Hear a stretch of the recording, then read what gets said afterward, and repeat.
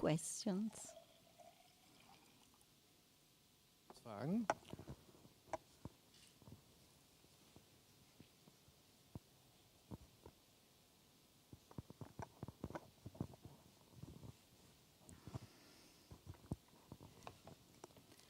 You said that you research finances of the organization and that terrorism is very expensive.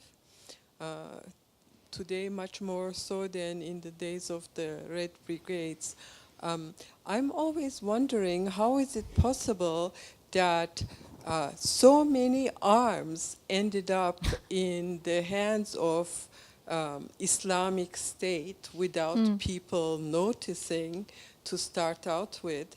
And how is it possible that they conquer a city by soldiers and arms when satellites can see every movement? I mean, doesn't anybody notice this? That's a very good question. Of course, they noticed that, but they didn't say anything because, look, what happened here is that they, as I told you during this lecture, from 2011 until June 2014, the Islamic State was there. The Islamic State was taking shape, it was getting stronger. 2013 became independent. So, yes, of course, the American satellites must have seen what was happening. But everything was delegated to our Arab allies. It was a proxy war. It was handled by Saudi Arabia, Kuwait, Qatar. So, yeah, they did not pay any attention, basically. I think, the Europeans are more to blame than the Americans, because the Americans, are on the other side of the Atlantic. But, we're here. This is our backyard. So, I think partly is hubris. Do you understand? Hubris is this sense of superiority, so that, we won the Cold War, therefore, or we also did the war on terror, we killed bin Laden, so it's all over. I think it's also lack of understanding of the complexity of the Middle East, what is happening in the Middle East. And thirdly, I think it's also a lack of a common foreign policy. Because, the Germans have their own foreign policy, the Germans are on intelligence, the British their own. So there is no coordination. So maybe the Brits knew but didn't say anything. Who knows? It's impossible really to understand. In terms of weapons, the weapons come, that region is awash with weapons, okay? Because we have Saddam Hussein arsenal, which was completely looted, the day after the regime collapsed. Then there was a Gaddafi arsenal, which also been looted. And then there are the weapons which are bought by whoever is funding this war by proxy. So we're talking about Saudi Arabia. People with good money. Now, Saudi Arabia is one of the largest importer of weapons in the world, which of course, they're not all used inside Saudi Arabia, but they're actually used in the various proxy war. Of course, one is in Syria, the other one is in Yemen, where, they are physically, the Saudi army is physically inside Yemen. So, yes, we knew. But what do you think we're doing now? Al-Nusra, for example, it's Al-Qaeda, which technically speaking, it is our enemy. But we are funding Al-Nusra. We are giving arms to Al-Nusra because Al-Nusra said, okay, if you give us arms, we'll fight against Islamic State. And I tell you one thing that shocked me last week. There was a meeting to discuss what to do in Libya. So in Libya, there was an embargo on weapons. So there was a meeting to decide what to do. And of course, they all decided not to intervene in Libya because they can't, because the Security Council will never let them do that, because there is China and Russia who will never let them do that again. So they decided instead to lift the arms embargo. So now, arm producers from Europe or from the United States are allowed to sell weapons to whoever they needs weapons in Libya. So, I...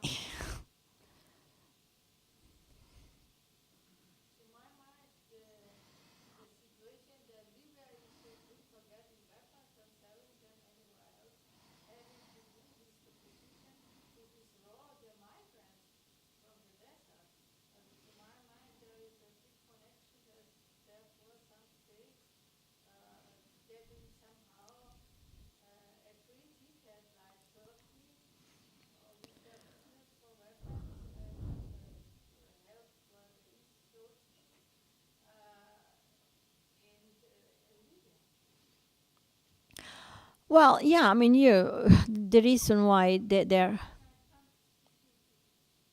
the reason why they're arming Libya is because they think again that war by proxy is the best possible way to stop the Islamic State. I mean, the Islamic State is not the Islamic State that is in Raqqa, but it's these groups that have pledged alliance to the Islamic State who are in Sirte. So we have basically two governments, one old, one new. Then we have a third government, which is the one that was approved by the UN and the international community, and then they have the Islamic State. On top of that, we have 1,200 armed groups in Libya. So that's total chaos. How do you solve that problem? Clearly, they don't know how to solve that problem. But there is, of course, a huge problem represented by the migrants, because now that all the routes are being closed one way or another, the easiest way to come to Europe is from Libya, through Sicily. And this is why we're seeing more and more boats coming that way. So I would say that, yes, it is possible also that the lifting of the embargo is related to the fact that perhaps this is a way to block this kind of movement of the migrants. But in any case, it shows the total lack of leadership of Europe. So why are we here? Why do we have a common currency if we cannot have a common voice? That's a mystery to me.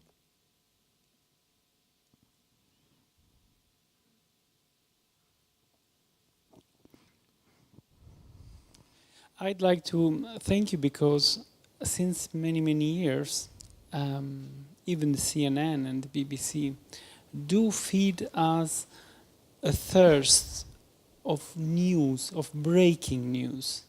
So we are all hypnotized by single breaking news, which are like puzzled into million pieces, which you try today to put together to give us a clear view.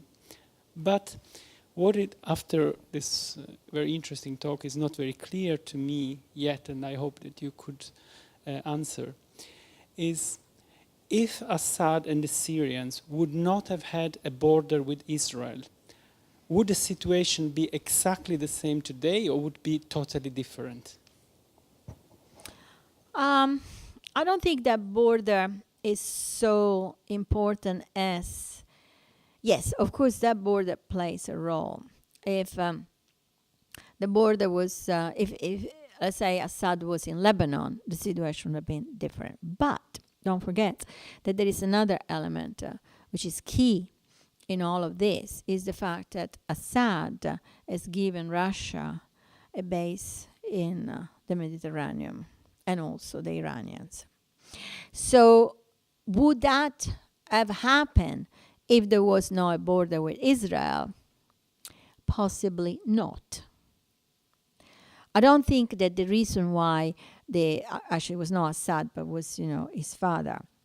The reason why his father made that deal is because he felt that presence of Israel as a potential threat. Not necessarily a threat linked to Israel per se, as much as a threat linked to the Palestinian problem. I mean, look what happened in Lebanon because of the Palestinian. Look what happened in Jordan because of the Palestinian refugees. So that deal gave him an additional protection, and none of the other countries actually had. So I think that is how things are. And the reason why he's still there is because Russia and Iran will never let him be removed unless they decide to remove him with somebody that is more or less the same thing. Now, let's not play down the role that Putin has had. I mean, so far, Putin has been extremely clever. I mean, he went in, he bombed for a short time. He absolutely bombed civilians. I mean, we have the proofs of that. And then he reestablished the position of power of Assad in certain regions, and then he moved out.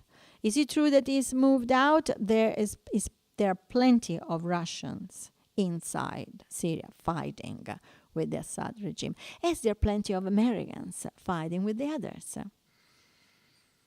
Maybe not 58,000 as in Vietnam, but still, there are lots of advisors. Yeah, these are soldiers, of course. I mean, there's still American soldiers in Iraq. He hasn't brought back everybody. He actually has sent back, I'm talking about Obama, he actually has sent back lots of people under different definitions. So these are not troops. These are trainers, advisor, you name it. Yeah.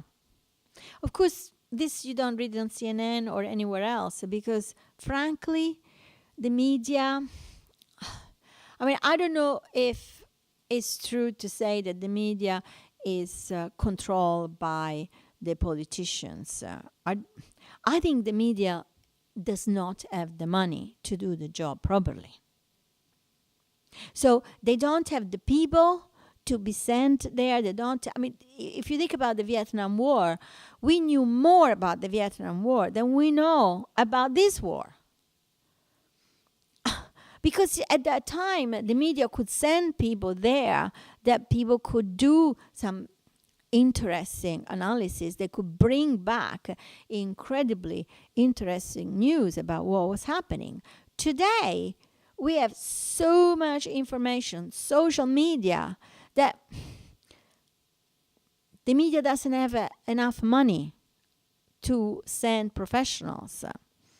If you read newspapers today and you compare it to newspapers of the 1970s or 1960s, you see the difference.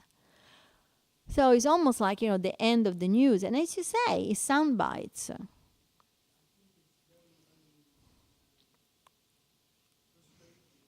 We are bombed with millions of news, which are single pieces, and almost none of us get a clear view on the real matter, which you could give in an hour. So I think the CNN must have the resources to do something like this, but they don't do so. But you see, something like, for example, a lecture like this lecture I just delivered today, you would never see it on CNN. People would switch off after 3 seconds.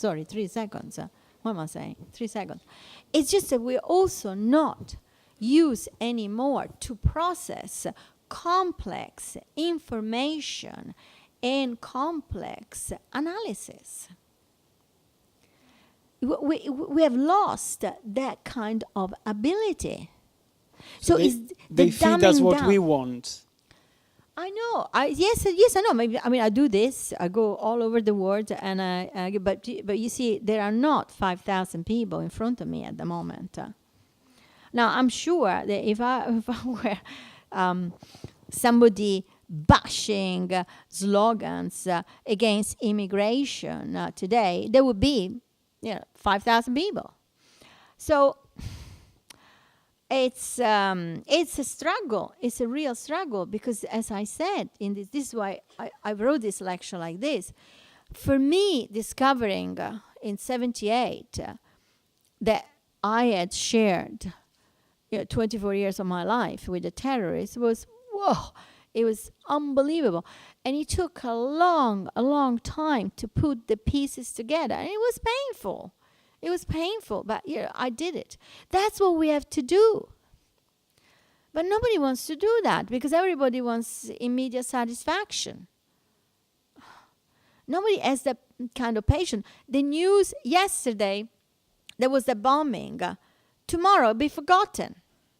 Do we know how many bombings have been in Iraq? How many bombings have been in Europe? It's just, now, this is serious stuff. People die. But if it just... So, I really don't have the answer. I mean, I really don't have the answer. Is this the end of the news? Is this also the end of history? I don't know. I hope not. I hope not.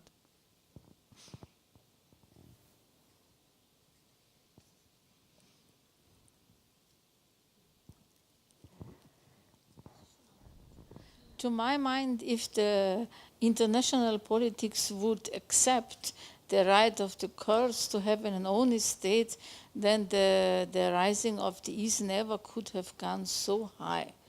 But what I also want to mention is that I, from my Jewish background, I see some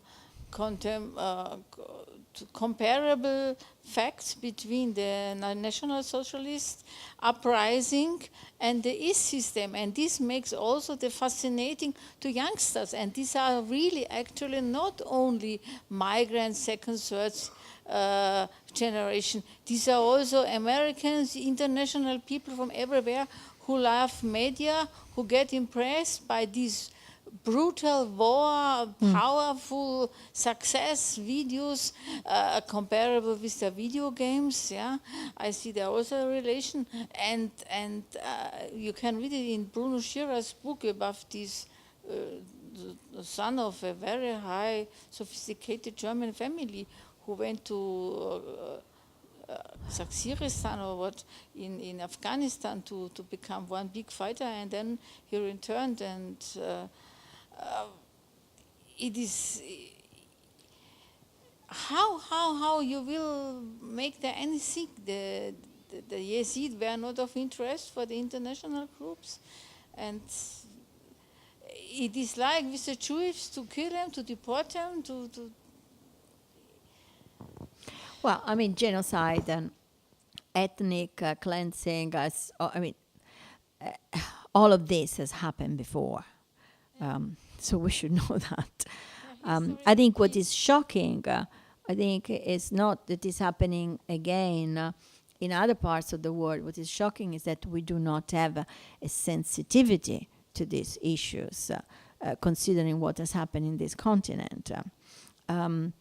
So that's what worries me. I mean, human nature is human nature, so you will always have political violence, you will always have terrorism, you will always have wars, and genocides, because we had it from the beginning of history, so it's not going to change now. But you would expect that Europeans who have gone through 2 world wars and genocide, because I mean what's happened with the Jews was a genocide, and all the others, you would expect the Europeans to say no to all of this, or at least the Europeans to wanted to know the details, not letting things just be a news in the morning in the newspaper and that's about it. So I think that is what worries me, is how much we have lost touch with these kind of tragedies, which every one of us more or less has had in our own families. So that I don't know. I don't have the answer for that. There's also something else. that now the President Erdogan is so angry about the German politician who mentioned the genocide on the Armenians, yeah. I suspect there is also an idea to get out of the deal with the Turks, because might be they have no interest to make a deal with the Greeks. I don't know. This politics is a horror. Like Well, I mean, I think in this situation, frankly, is the Europeans are Erdogan is keeping the Europeans under control, which is totally unacceptable. he's a fascist. You said it. But here we are. I mean, here we are. We have a leadership, a European leadership, which is weak because it does not exist. Because frankly, I don't think that Angela Merkel should represent me.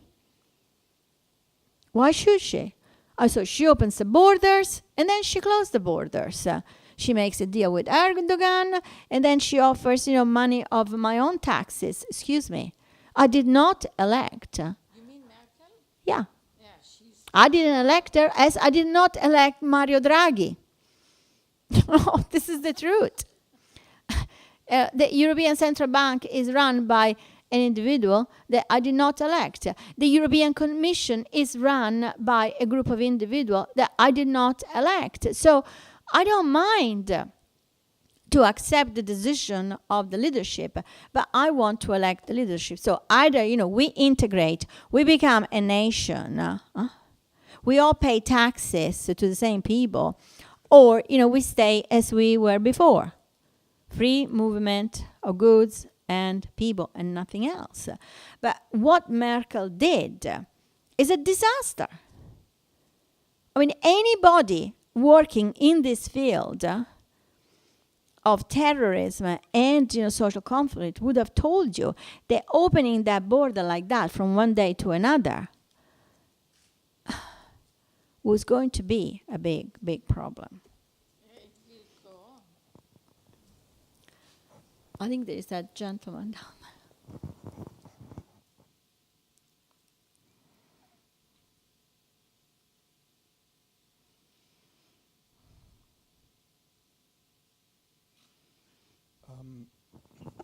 My question actually is, what is your solution to the problem? So aside from that, we need to build a Europe that is worth its name, but should we just accept that there will be new states being founded across new borders or new sets of divisions different from the ones that we are used to? Should we deal with the Islamic State as we have been dealing with Gaddafi's Libya and with Iran for the past decades? Should we give up all these proxy conflict placeholders like Turkey or Saudi Arabia and just go in ourselves and sort it out? Should we just cut ourselves off completely? What's your solution or set of solutions? Well, I mean, there are two solutions. Okay, one solution is we go back and recolonize the entire region, which means we're going to send our children there and our grandchildren, because we'll have to stay there for the next 30 years. It's going to be tough also because we now have superpowers, military speaking, in the region. Saudi Arabia has more weapons almost, for sure has more weapons than most European countries. But Saudi Arabia has every single possible new technology that the United States or the United Kingdom has produced. It's number one importer of weapons from the United Kingdom, by the way. So, I mean, it's not going to be a picnic to do something like that. And of course, nobody will say yes. Imagine a politician that say, okay, the solution is, we recolonize, we bring our own rule, blah, blah. So I don't think that's possible. The other solution, of course, is reduce our exposure to the entire region and letting the region sort itself out. That means that, necessarily speaking, I don't think that having a third power, the Islamic State, in between Iran and Saudi Arabia is such a bad thing. Meaning, possibly, there could be an element of equilibrium in the region, especially because it is an alternative entity to protect the Sunni. Because at the moment, of course, the protector of the Sunni is Saudi Arabia. So this is the difficult, I think, option, because this is an option where you admit that you let the region go its own way. So you abandon the influence that you still exercise or believe you're exercising in that region. But do we really need that region? So there are some countries in Europe who are very dependent on Saudi oil. For example, Italy is one of those countries. But we have other source of oil. We have other source of energy. I mean, there is all the alternative energy, of course, Germany and Spain have developed very much, not Italy. But also we have Russia. So you may need to make a deal with the devil that you can control better, or with the devil that is closer to you than with the other one. There is not, I mean, the solution where everybody loves each other and everybody lives in a beautiful democracy is a fantasy, because we don't even live in a beautiful democracy ourselves, as we said before.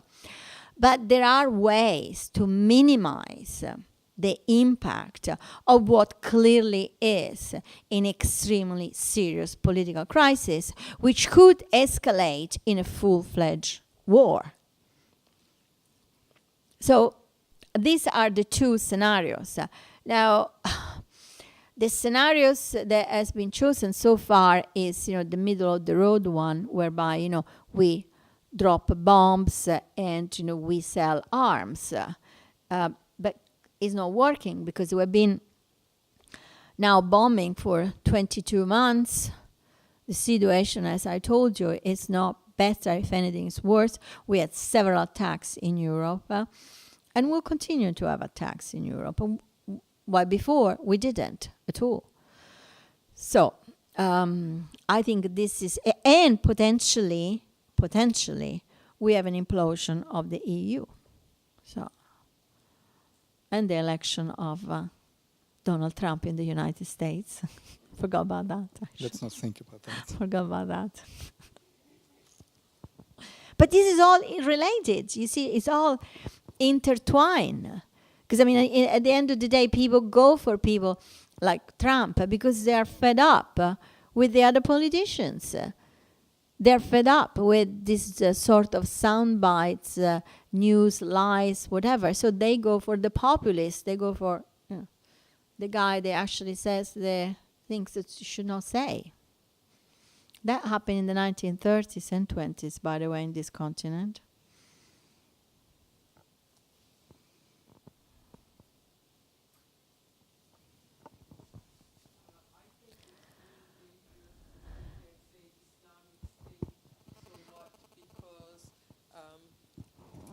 What happens when the Islamic State comes in is going backwards, especially for women, no school, being forced married at age 12. Saudi Arabia is not a shining example of women's equality. And it is one of our allies. If we want to promote women's I would start with Saudi Arabia. Women can't even drive the car. They can't work. They are married. They're married at 14 in arranged marriages. It's the same thing. So why would we allow the Saudis to do it and nobody else? I mean, it is hypocritical. because it wasn't there before, you're going from...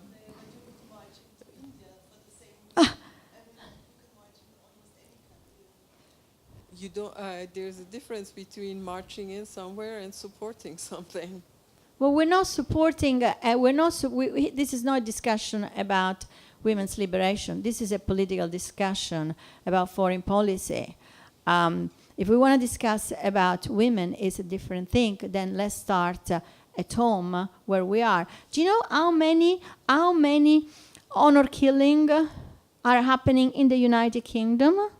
How many parents, fathers and brothers kill their sister and daughters in the United Kingdom? Thousands a year? I don't know. Well, so, I mean, that's it. So, you know, we cannot impose, again, we cannot pretend that we have the solution to all the problems of this world. We go little by little, but our number one priority is to protect ourselves and our families. Yes, but there was something about Assad and Saddam Hussein were dictators, and the region was supposed to go for the better, and in fact, the Islamic State is coming in and it's turning to the worse. Okay, so let me tell you this. And is that self-protection? Yeah. Okay, well, so let me tell you this. What you're saying. No, because, you know, because again, the truth, the real truth is in the details. Saddam Hussein, I used to go to Iraq for work a lot. This is right after the end of the Iran-Iraqi war. So early 1990s, late 1980s, early 1990s. So before the first Gulf War, they were not veiled women. I mean, of course, if you went to Basra or if you went to Mosul in certain areas, women were veiled. The people I dealt at the Ministry of, the Petroleum Ministry, the top-ranking officer was a woman, and she was a Christian, and she had been educated in Harvard. And I remember every time I went there, I brought her, you know, a foulard, because she really liked, you know, this Hermes scarf. So I brought her, you know, to thank her for what she was doing for us, you know, Hermes scarves. So that was in Iraq. It was a completely secular society. 75% of literacy. The highest literacy in the Middle East. The guy was a dictator, I don't deny, but people were highly, highly educated. Then, do you know what's happened? First Gulf War, sanction. 10 years of sanction. 3 years into the sanction, because of course, you know, all of a sudden, the economies start crumbling, Saddam Hussein decides to halve unemployment by prohibiting women to work in offices. They could only work at home. So from one day to the next, the unemployment rate of Iraq was 50% lower. Then, under the pressure to maintain the control of the country, now you have no idea what the sanction, which we imposed, did to that country. People did not have anything. They could go and buy food to feed themselves, and that's it. There were no medicine, with stamps that were given by the United Nations so that they could have, you know, whatever was enough to survive. They destroyed completely the economy of that country, 10 years. Then, in order to maintain power, Saddam Hussein gave in to the pressure coming from the Islamists. Because, of course, the country went more and more Islamic. Because when you are in a situation like that, you turn to religion to justify the tragedy that is taking place in your life. It's a classic. So this is how we ended up where we are, with one of the highest illiteracy rate in the world in Iraq, in a space of one generation. Now, who is responsible of that? It's not Saddam Hussein, who was a dictator. I'm not denying. It is us. It is all of us, part of the United Nations. And did we know that? No. Because we couldn't care less. We didn't pay attention to what was happening in Baghdad. Now, I had friends there. This is why I get, quite excited about the whole thing. Because, I saw that country collapse piece by piece. I saw people losing their job, people being locked inside homes, not being able to send their daughters to school, to send their children to school, because there were no schools anymore. So, sorry, but we did that. So shall we start from us before we start attacking whatever the Islamic State is doing, or whatever Saudi Arabia, whatever? We are responsible for those women who now in Iraq cannot leave their homes. Us. Sorry. Well, what I wanted to address is your statement that Islamic State might not be that bad. I think they are very bad. And Okay. I kind of think that it would help not to send arms to that region anymore and secure sure. the borders. Yes, you're right. Absolutely. That would be very good not to send arms. But we are, because we're making money. It's a big business. We are among the biggest producers in the world of weapons. So, is there like a final question?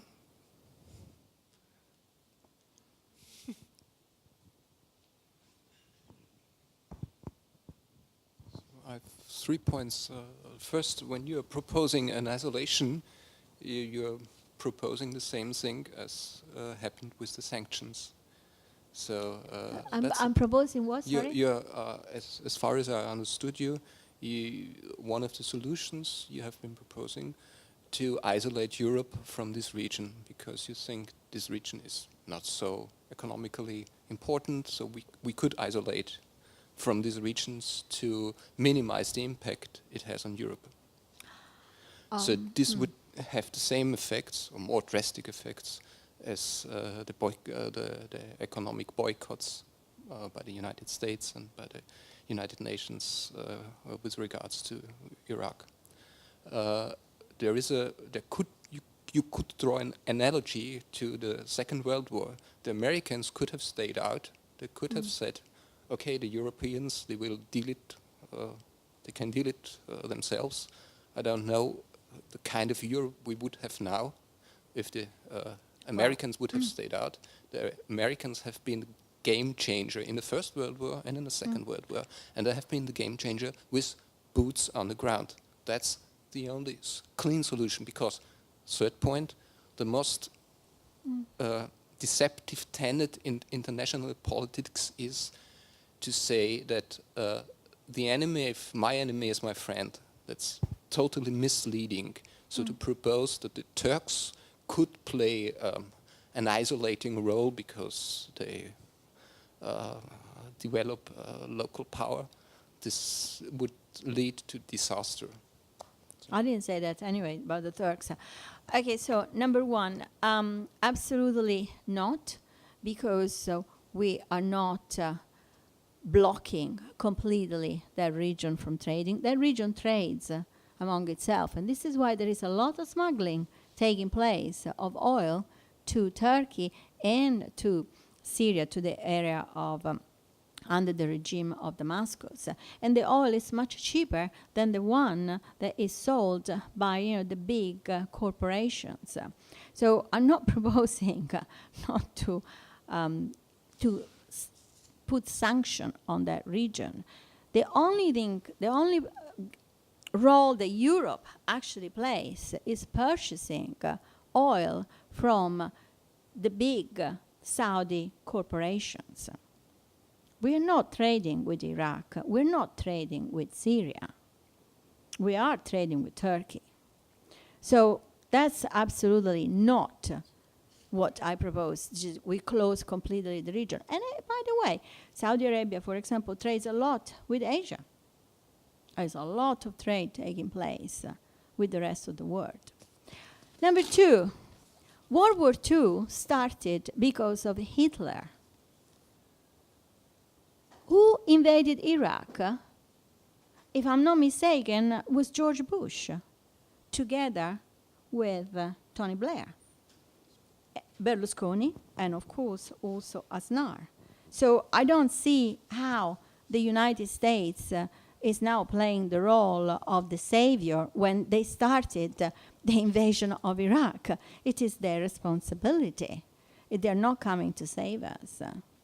About Turkey, I didn't understand, because I didn't say that Turkey should play any particular role. I said the region needs to sort itself out by themselves. It is about time, because we cannot go to a foreign country and impose our own borders. How would you feel if somebody comes to Austria and decided to divide Austria in two? You wouldn't like it, would you? I was very happy that the Americans came to Europe, I have to admit. That's Sorry? a fact. I was very happy that the American came to Europe in the Second World War. It's a fact. Yeah, but that's a different situation. Why? You draw the analogy between IS and the fascists in Germany, how they are dealing with the people. That's No, the same I thing. didn't do that. That was not me, excuse me. That was the lady. No, I didn't throw any analogy, I'm sorry. But you see what I mean? These are complicated issues that can confuse us, all of us, including myself. So, thank you.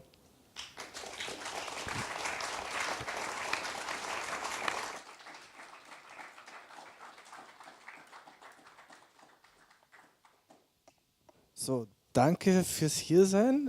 Thank you, Loretta Napoleoni, for taking the time to come to Vienna. There's a new book coming out from her this autumn, a book about the secret or not so secret global business of hostage taking, which is going to be thrilling as all of her books. Und wir machen jetzt eine kleine Pause.